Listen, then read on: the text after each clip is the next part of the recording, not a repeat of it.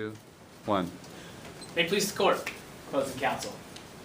Your Honors, the story you've heard today, the story of Jens Kinderhaus is really the story of the American Sorry, I was dream. trying to make him laugh. You can start over. A young woman, full of potential but held back only by her economic lot, chooses to move to America, to get an education, to make a life for herself.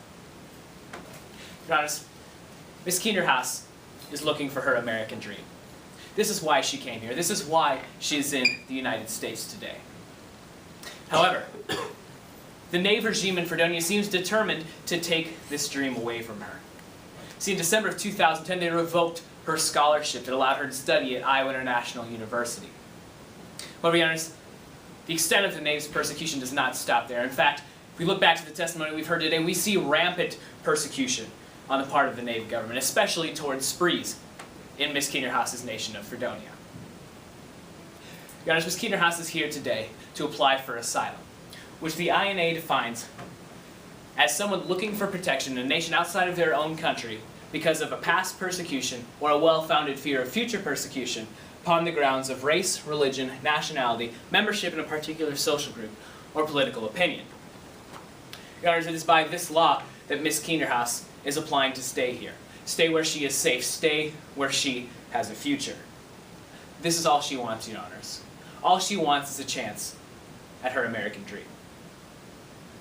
Now this means that the burden of proof for my co-counselors and I is that by a preponderance of evidence, we must prove that Miss Kinderhaus has either experienced past persecution in Fredonia or has a well-founded fear of future persecution upon her return.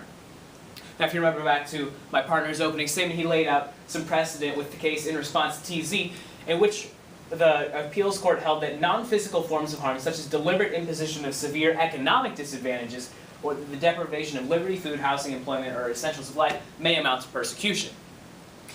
Now, if we look at the scholarship that was taken away from Miss Kinderhaus, she was stranded thousands of miles of home without a penny in her pocket. She was unable to work. That scholarship was the sole means of her subsistence in the United States, and the Fredonian government took that away. So right there, since economic harms do amount to persecution, the INA applies for asylum for Miss Kinderhaus right there. However, Miss Kinderhaus is indeed afraid of going home to Fredonia, and with good reason. We look back to the letters that she received from her mother. In Fredonia right now, armed gangs of Native activists are roaming the streets, knocking on Miss Kinderhaus's mother's door and asking for her by name. This threatening and hostile environment is one into which we cannot send Miss Kinderhaus. She would not be safe. It would not be okay to send her back into this country.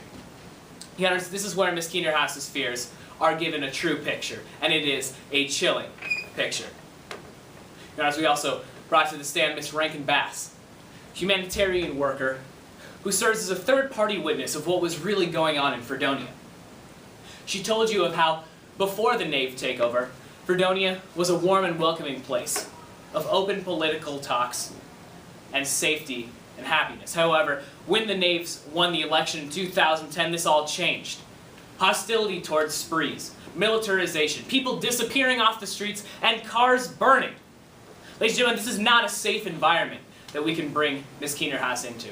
And Ms. Rankin-Bass gives us a clear, unbiased view of what's actually going on, and it is not, again, a nice picture.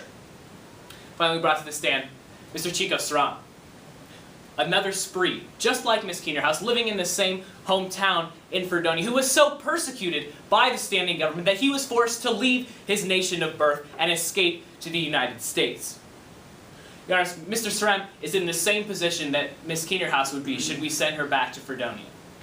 Mr. Saram serves as precedent as to how Miss Kinderhaus's case should have been handled. Miss Kinderhaus should not be here today. She should be back in her apartment in Des Moines. She should be safe in the United States, knowing that she does not have to return to a place in which she does not feel safe. However, Your Honors, this is not what happened.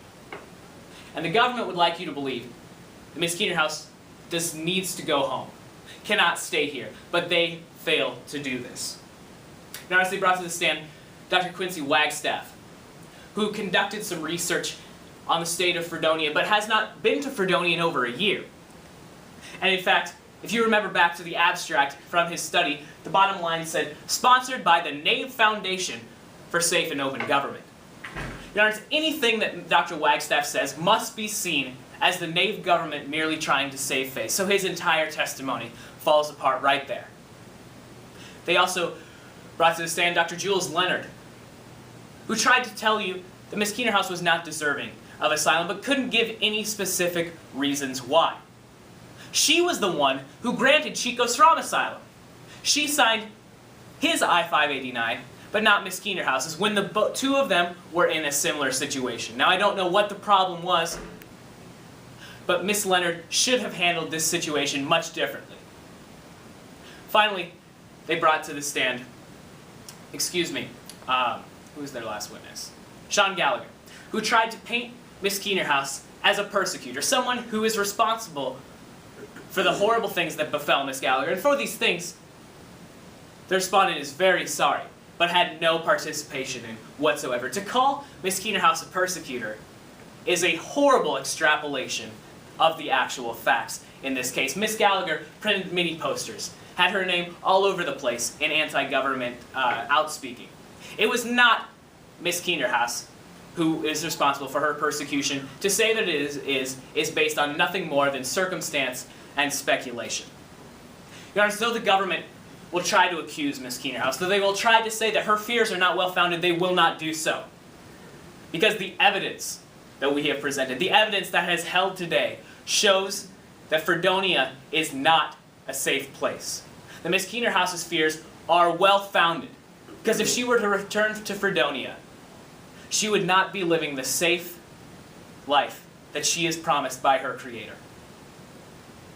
Your Honors, we ask that you allow Miss Keenerhouse to stay in this country. We ask that you grant her asylum. We ask that you allow her to make her American dream come true. Thank you.